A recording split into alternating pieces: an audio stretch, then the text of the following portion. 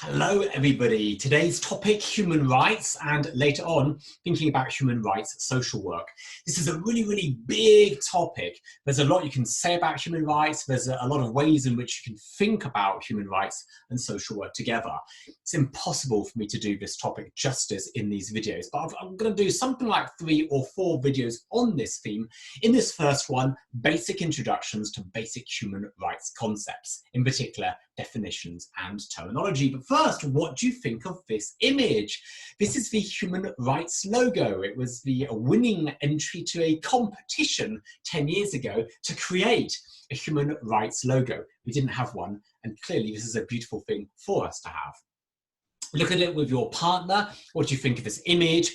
What do you think of it as a logo? Is it successful? What do you see? What do you see in this image? My students see 2 different things. See if you can spot 2 different things in this nice image. Pause here and discuss with your partner.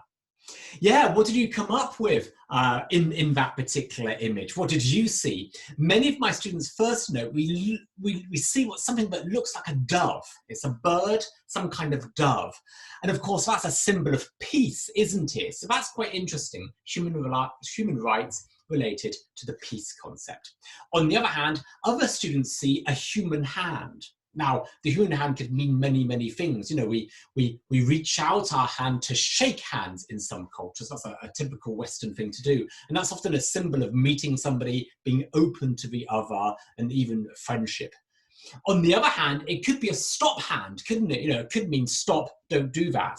And that reminds us of this idea that in human rights are something that need to be protected. You know, so we could say stop, don't do that, you know, warning of protecting against human rights violations. So different interpretations all within this rich logo image. Isn't that great? So obviously that's enriched us in our ability to think symbolically in illustration about human rights. Good. Hey, let's move on. Let's define human rights. This has to be our first task for today. And I warn you, it's easier said than done.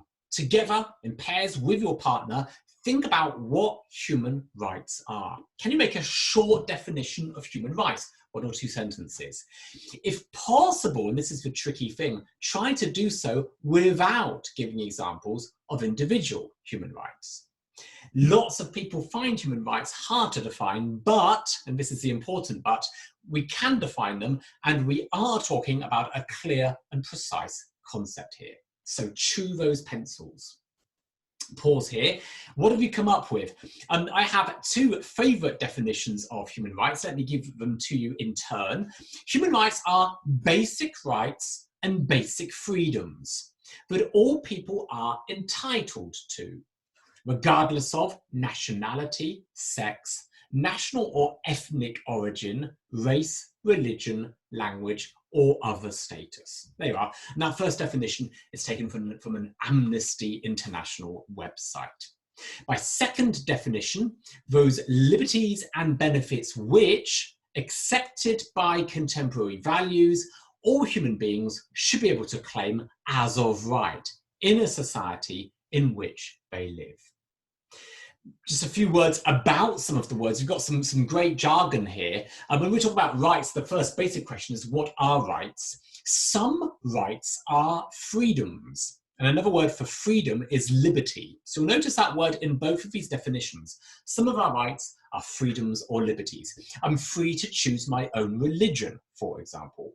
It's worth noting such freedoms are very old human rights. Typically, these were well established and well understood, say, at the time of the French Revolution or the American Constitution. Okay, so we talk about these as first generation human rights, basic freedoms. In the second definition, we also note we have some benefits, and this is worth stressing. Some human rights really are access to a particular thing. Okay, so benefits, you might say services. An example of this, you move town and you have to find a new school for your child. Okay, your child has an entitlement to an education, and the local authority, the educational authority in that town is obliged to find a school for your child, okay? So there you're claiming a service. And I'm using that word claim. If I claim something, I take that which I'm legally entitled to. And there I'm using another word, entitled. If I have an entitlement, I have a right to something. You're thinking this is going round in circles, isn't it? A right, it's a little bit like a legal right or a legal claim. And of course you can say in German, Rechtsanspruch, which is also quite nice, but also has the word right in it, right? Sorry, this is getting silly. But I'm zooming in on some of these terms because these definitions are filled with interesting language and language at the heart of thinking about human rights.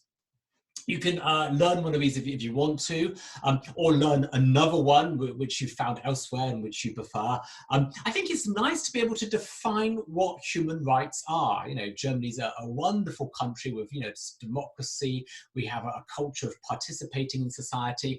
I think it's nice if you ask a citizen what are human rights, and that citizen can answer back, they are this. You know, this is something that we should be able to define. So there you are. My tip is find a definition you like and learn it by heart so that you can answer if somebody asks you, what are human rights exactly?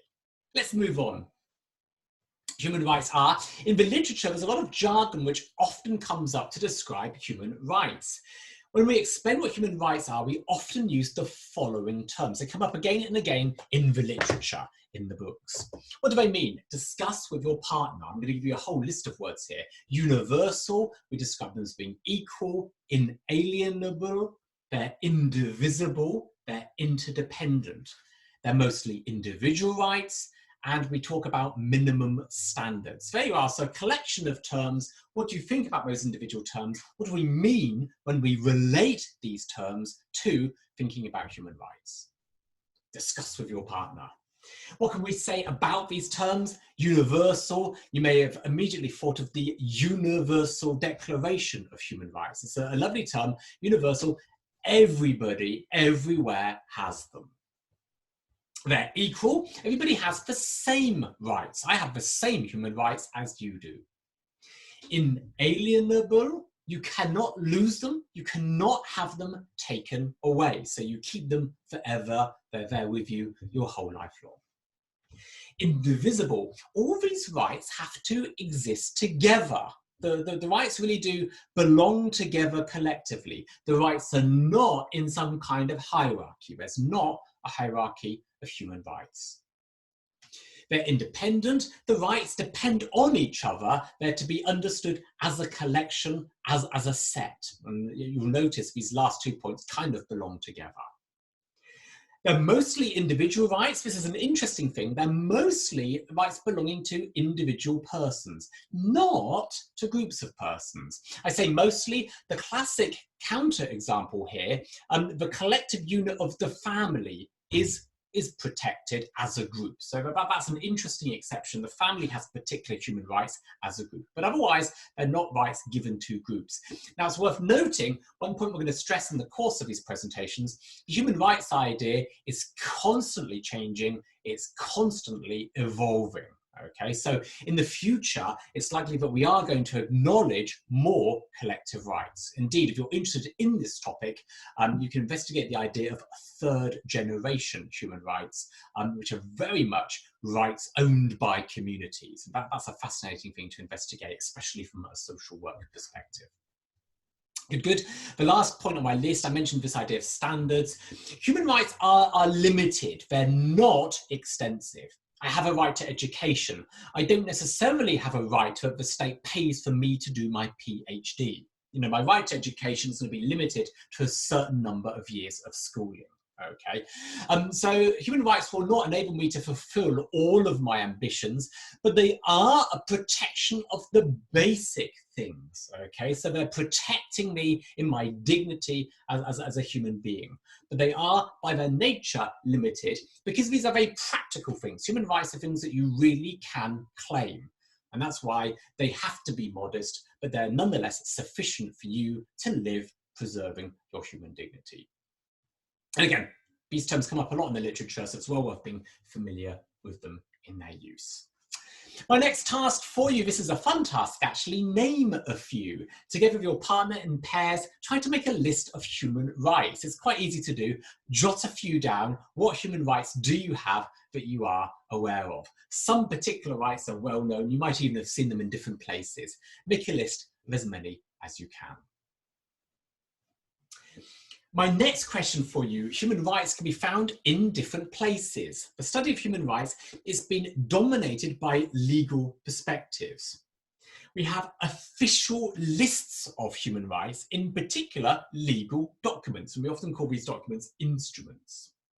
We usually call these documents, different things. There's a whole bunch of different words. They can be charters, they can be treaties, they can be covenants, or they can be conventions. All of those words get used quite a lot.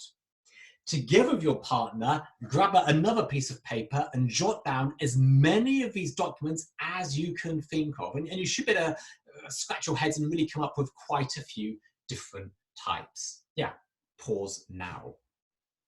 What did you come up with? Very spontaneously doing the same exercise that you did. I think I was naturally keen to start with the Universal Declaration of Human Rights. That really is a starting place. I've written it in italics here. I've popped a little one in italics after that. I'll come back to that in a minute. That's, for me, a starting point. Another natural starting point is to think of your country's constitution. You know, as Germans, we're proud of our Grundgesetz, aren't we? So, you know, these national constitutions, these national bills of rights, that's another natural starting place. As a good European, I also immediately thought of the European Convention on Human Rights, incredibly important on our continent.